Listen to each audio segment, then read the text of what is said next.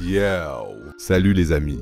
Aujourd'hui, on va parler des gangs albanais comme les Albanians qui font bouger les rues du Royaume-Uni et la scène musicale. Grâce à des affaires louches, les Albanais sont devenus une mafia au Royaume-Uni. En plus, les gangs albanais ont même participé au plus gros braquage de l'histoire du Royaume-Uni. Ils occupent une place importante dans le milieu criminel. Et ça, c'est surtout à cause d'une chose, le diable blanc. Beaucoup ne savent pas que le Royaume-Uni est le plus gros consommateur de cocaïne en Europe. L'Angleterre et le pays de Galles occupent même la 2e place mondiale. Au Royaume-Uni, un jeune sur 5 âgés de 16 à 24 ans consomme cette poudre blanche. C'est donc tout naturellement que le trafic de drogue rapporte beaucoup d'argent dans ce pays. Chaque année, environ 4 milliards de livres sterling sont générés par le trafic de cocaïne. Et depuis longtemps déjà, le trafic de cocaïne est contrôlé par les Albanais. À la fin des années 90, beaucoup d'Albanais ont fui vers la Grande-Bretagne à cause de la guerre au Kosovo. Beaucoup ont déclaré être originaires du Kosovo pour demander l'asile en Grande-Bretagne. Au début, ils ont contrôlé les bordels pendant un bon moment. Ils y travaillaient comme agents de sécurité et ont pris de plus en plus d'importance jusqu'à ce qu'ils obligent les propriétaires des bordels à leur vendre leurs établissements. Comme ils étaient très violents, la plupart ont vendu leurs bordels aux Albanais. Une fois propriétaires des bordels, ils ont cherché des femmes pour travailler pour eux. Pour ça, la plupart sont allés en Moldavie pour trouver des filles naïves dans des villages pauvres. Ils leur ont dit qu'elles deviendraient des mannequins célèbres si elles venaient avec eux en Grande-Bretagne. Une fois arrivées au Royaume-Uni, elles se retrouvaient généralement dans un bordel. Je sais que c'est vraiment horrible, mais c'est malheureusement la réalité au Royaume-Uni. La plupart des femmes qui se prostituent au Royaume-Uni ne le font malheureusement pas de leur plein gré.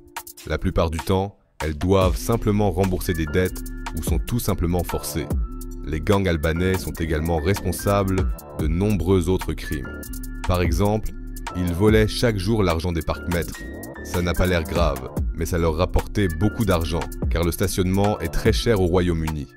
En plus, au début des années 2000, les Albanais ont fait la guerre aux gangs jamaïcains et chinois de marijuana et ont ainsi pu s'emparer d'une grande partie du marché de la marijuana. Mais ensuite, ils ont jeté leur dévolu sur le marché de la cocaïne. À l'époque, les importateurs internationaux de drogue et les gros dealers de rue bossaient chacun de leur côté. En plus, le prix de la cocaïne dépendait de sa pureté. Plus la cam était pure, plus le gramme coûtait cher. Mais les Albanais ont complètement chamboulé ce système. Ils ont fait des affaires directes avec les cartels colombiens et ont pu se procurer de la cam pure de première main. Ils ont ensuite introduit la drogue en contrebande au Royaume-Uni et l'ont vendue dans la rue avec leurs gangs. Ils achetaient la marchandise entre 4 000 et 5 000 livres sterling le kilo, alors que d'autres gros trafiquants de drogue au Royaume-Uni devaient payer environ 20 000 livres sterling le kilo. Ça a permis aux Albanais de vendre leurs produits moins chers que leurs concurrents et de prendre le contrôle du marché. Mais faire passer la marchandise en contrebande au Royaume-Uni n'est pas une mince affaire. Les Albanais ont de bonnes relations depuis des années avec la mafia italienne, qui contrôle un des plus grands ports d'Europe. Les Albanais et la mafia italienne ont formé une alliance et ont ensemble fait passer la drogue de Colombie aux Pays-Bas ou en Belgique. De là, ils ont ensuite acheminé la marchandise vers d'autres pays comme l'Angleterre. En plus, les Albanais sont super doués pour nouer des relations avec les gens. C'est pourquoi ils ont rarement des conflits avec d'autres gangs et ont pu, au fil des ans, collaborer avec de nombreux gangs de rue qui vendent encore aujourd'hui leurs marchandises dans les rues. Le seul quartier qui n'est pas contrôlé par les Albanais est Liverpool, dans le nord de l'Angleterre. Un quartier où il y a un énorme marché de la cocaïne. Mais les gangs de Liverpool n'aiment pas trop bosser avec des gens d'autres quartiers. Sinon, le marché de la cocaïne est bien entre les mains des Albanais. Ils bossent de manière très consciencieuse et professionnelle, ce qui leur a permis de devenir une mafia. C'est dans ce contexte qu'est apparue une nouvelle génération d'Albanais, comme les Albanians. Le gang des Albanians a commencé à rapper et à tourner des vidéos où ils montraient de l'argent, des armes et des bijoux.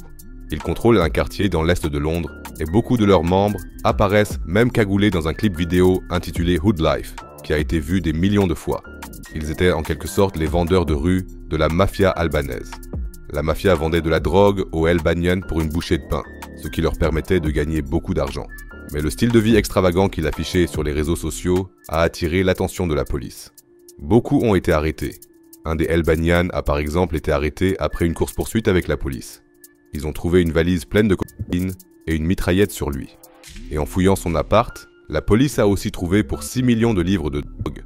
D'autres ont aussi été arrêtés. C'est pour ça que les Albanais sont le deuxième groupe étranger le plus important dans les prisons britanniques. En 2019, 3 membres du gang des El Banyan ont été pris en flagrant délit d'attaque d'une plantation de marijuana avec des machettes et des armes. Quand la police est arrivée, tous ont réussi à s'enfuir, sauf les gars en question. L'un des 3, qui conduit une Mercedes dorée immatriculée El Boss, a aussi failli s'échapper. Mais peu après, il a lui aussi été arrêté.